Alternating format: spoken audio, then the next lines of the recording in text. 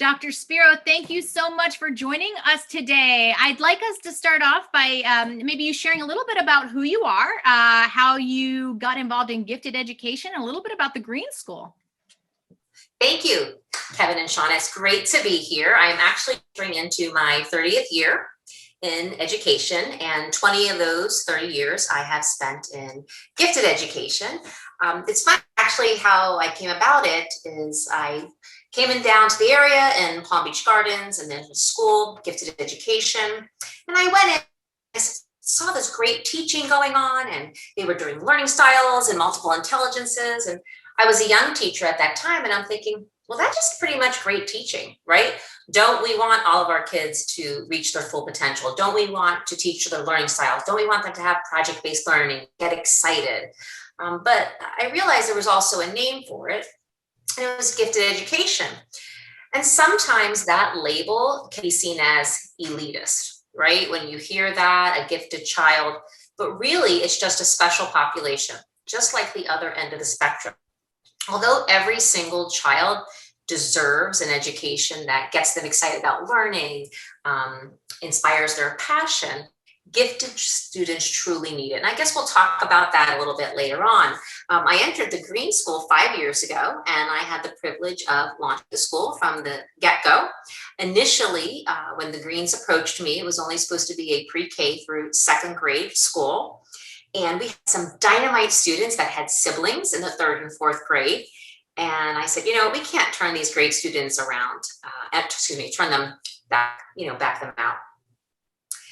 So I said, listen, I will teach 3rd and 4th grade in addition to writing the program and the curriculum. And they're like, you will? I said, yep, I'll take those 8 students. And actually 2 of those 8 students graduated this year. We slowly moved to a pre-K through 8th grade, started out with 42 students. We'll have 155 to 160 next year. And in 2022, we'll be launching our high school. That's fantastic. That's outstanding. Yes. Obviously, you're pretty well known in circles about gifted education. I don't really think you advertise well enough just how important you are. I know you actually train educators, right? You actually teach them about gifted education. Could you share a little bit about that? Sure, absolutely. So I have helped over 300 teachers receive their gifted endorsement in the state of Florida for teaching 5 classes. Those classes cover what a gifted child is, what their special needs are, how to spark the creativity, and then also the social emotional needs of gifted students. So it's not only academically that we have to support them, but also the social emotional aspect of it. Oftentimes, educators don't understand the social emotional needs of gifted students. They have perfectionist traits, they have anxiety, they have hypersensitivity, fixation to issues. So in order to meet the needs of gifted, you really have to understand their feelings. And a lot of time, if you are not gifted yourself, you might not be able to understand those true feelings. If you've never experienced anxiety, how do you empathize with a child that has anxiety? And that's where those soft skills also comes in character education. We talk about right now diversity and inclusion, and if we just kind of put that in the bubble of kindness and being empathetic and sympathetic, we're going to cover all different areas, whether it's cultural or religious, sexual orientation. So we want to make sure that we are inclusive. So understanding those gifted child is extremely important. Also, too, one of the things that I teach the teachers, if we're so compassionate that one of the things we say when a child is upset is, don't worry about it. Well, that's the worst thing you could tell a child is don't worry about it, right? Or an upset partner. Because what's going to happen? They're going to worry more. So what you want to do is you want to make sure that you validate their feelings. I hear that you're upset.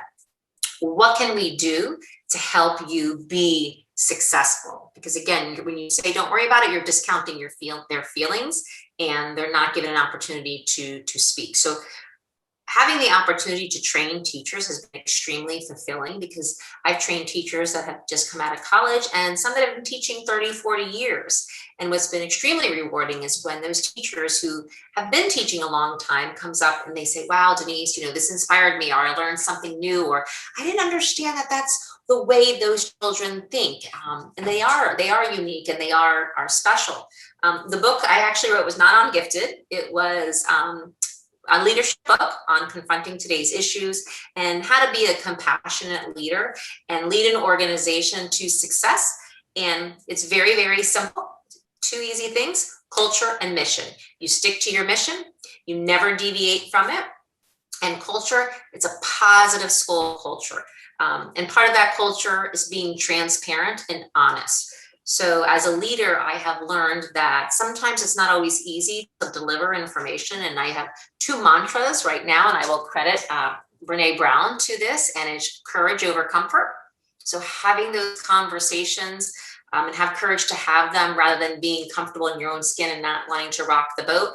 And clear is kind. So making sure that whatever you communicate is very clear.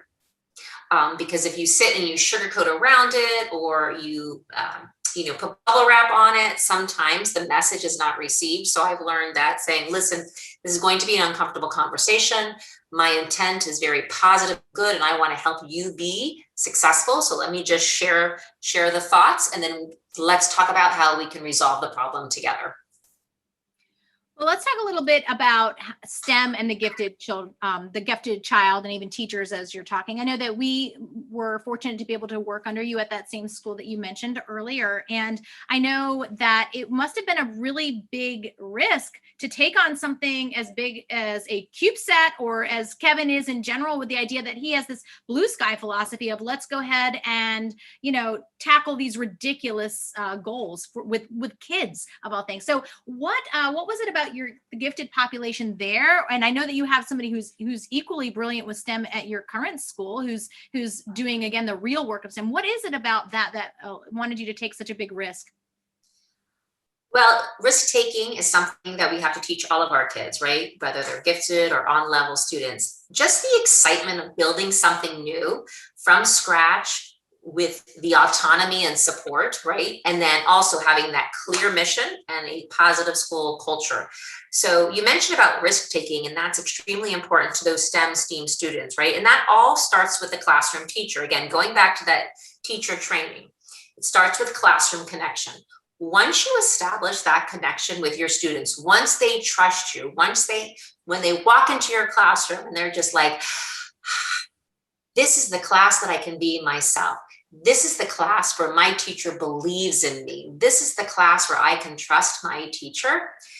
Those risk-taking strategies know no bounds, because those kids that come into your classroom are going to take the chance with their experiment, right? Because it's not, oh my goodness, I messed up. It's, the mindset is, this didn't work, so let me try this next, right? It's Carol Dwecky's growth mindset. It's not, I failed at it, right? We talk about fail forward.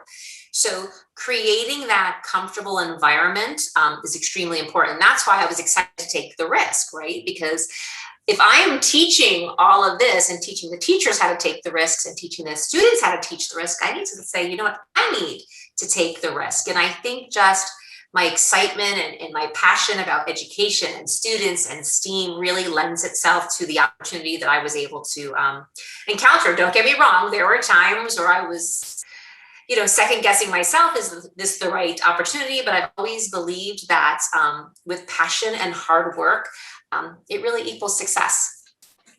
That's, you said so many spot on things, but I'm going to highlight one that you mentioned earlier about empathizing with your students and your clientele. And I feel like I've gotten some really good practice in that in the last, let's say, 6 years. And I can correlate with you. The more that your kids believe that you're connecting with them, right? The more you can push what we like to call the blue sky learning, which is, we're going to fail. We're going to do something so ridiculous that failure is the norm, but that's okay. And as you have lived for 30 years, these perfectionist kids, they don't do well with failure. Right. But if you can create an atmosphere where they understand that there must be some failure to get to the end game, and that end result is attainable for them, man, I have I'm even amazed at how remarkable the kids are when they really do come together. They don't worry about, did I get this right or not? But they keep learning and growing. And honestly, it's about some of the most proud moments you can have is when your kids, like a kid that used to be afraid to speak in public, can be very, very vocal, very articulate. And you get to really see how smart they really are because now it can come out, right? You often have those kids who are, they're insecure about expressing what's really inside. I found that has been a lot of just joyful classroom stuff. But exactly, Kevin, I want to piggyback on something that you said, and you mentioned that the kids are, the perfectionists and that they're afraid to fail forward. We're never going to change these perfectionists. And that's what I talk to my parents about. That's what I talk to my teachers about. They're always going to be a perfectionist. And I joke around. I'm like, where did it come from? Did it come from mom or did it come from dad?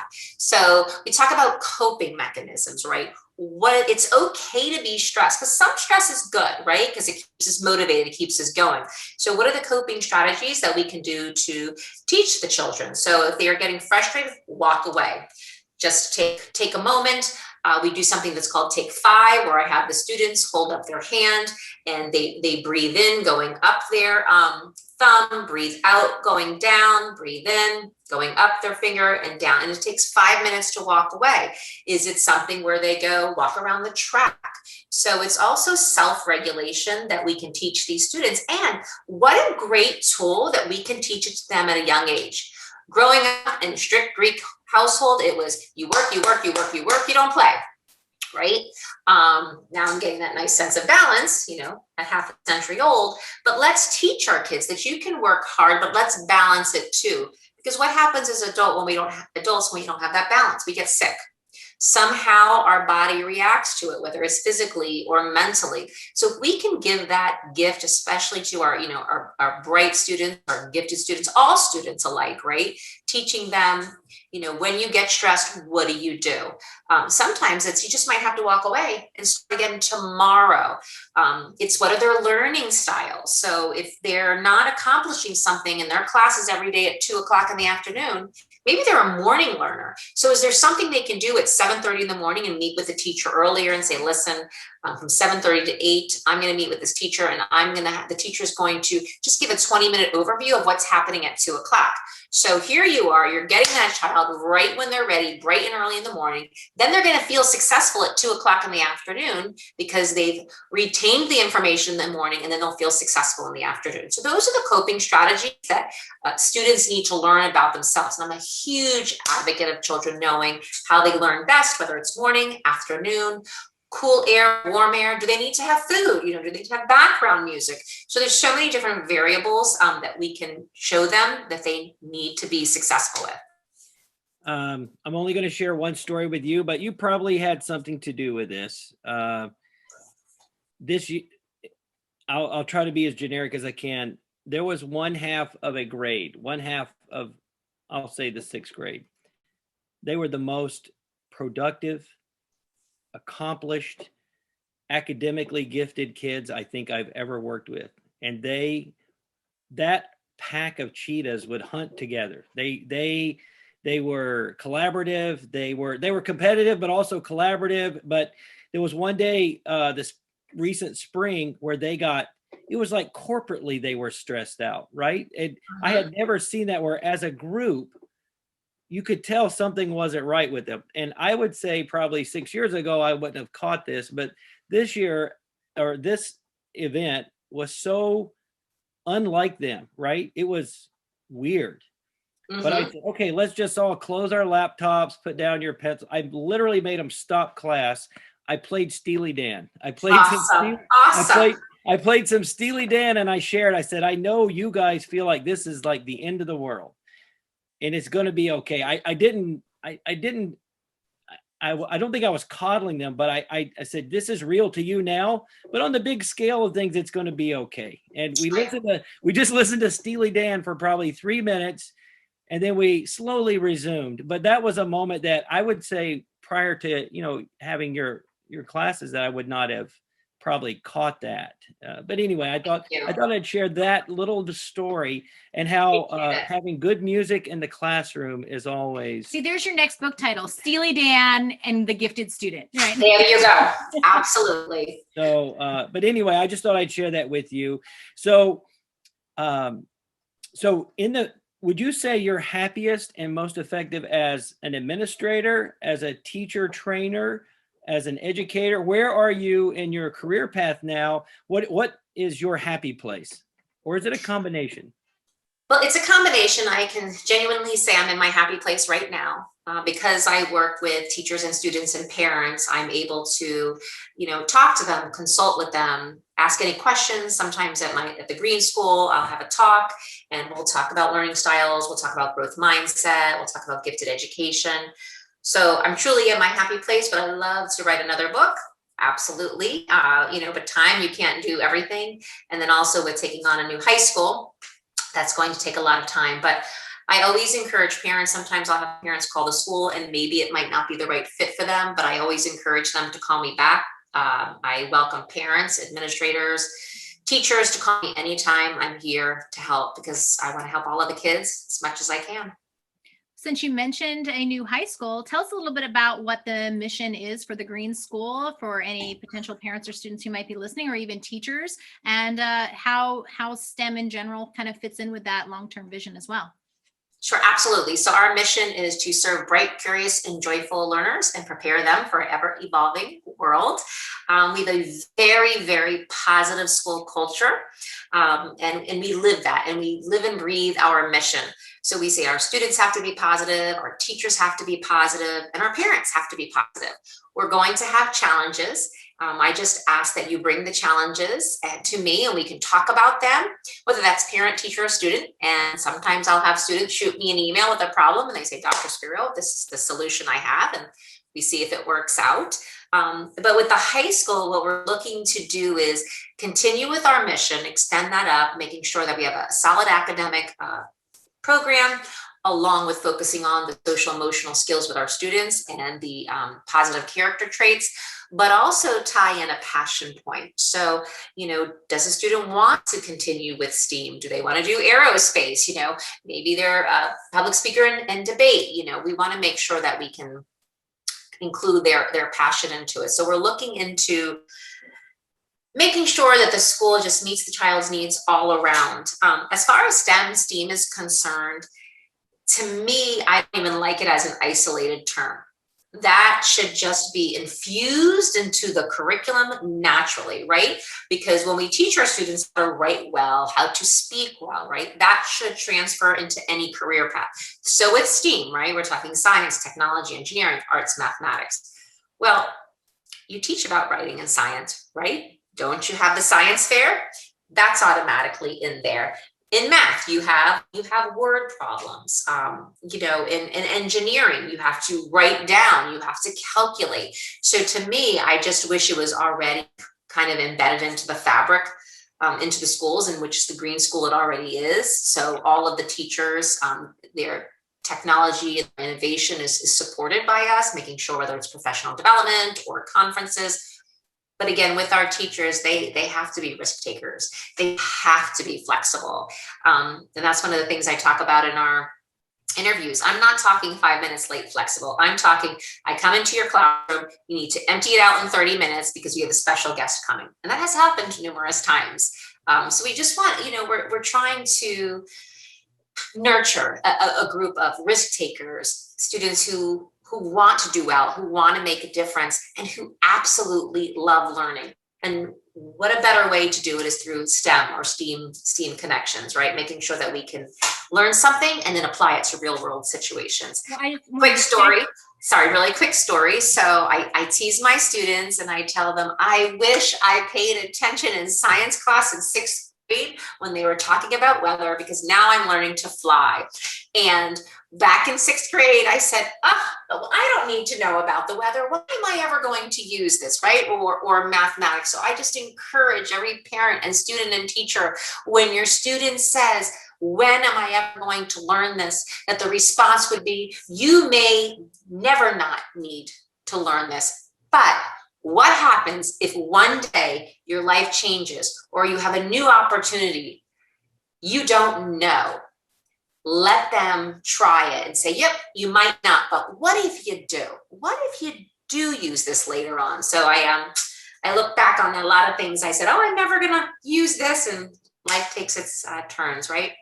I remember back when we were all working together, you had mentioned the idea of like basically cross collaborative learning and how you would take a concept. And I remember these projects where everyone in the school, teachers, were coming up with something in relation to something sciencey. And you even had like grammar, the musical kind of, you know, like, Yes. but throughout the whole school, the idea that everybody should understand that ingrained in the whole kind of culture of the school is this underpinning of overall arching education connected. So that's important. Let me touch on, I know we're coming kind of towards the end here soon, but with project-based learning in general, and I hear what you're saying about teachers who aren't really flexible, or the idea that we just kind of bandied STEM or STEAM about as a word, a phrase, instead of actually looking at it almost as a philosophy. What would you say to teachers who are just coming out, who are just going to go into the classrooms? What advice would you give them as far as being successful in that capacity for all kids? Sure. So the 3-4 hours of lesson planning that you do prior, just be prepared. You're probably not going to get through your lesson. You have to be open-minded that things are going to change, and that if your lesson plan says that you're going to finish chapter 1, it's okay. You don't have to finish chapter 1. You have to look at your classroom as a big picture, right? We want to look at the end product.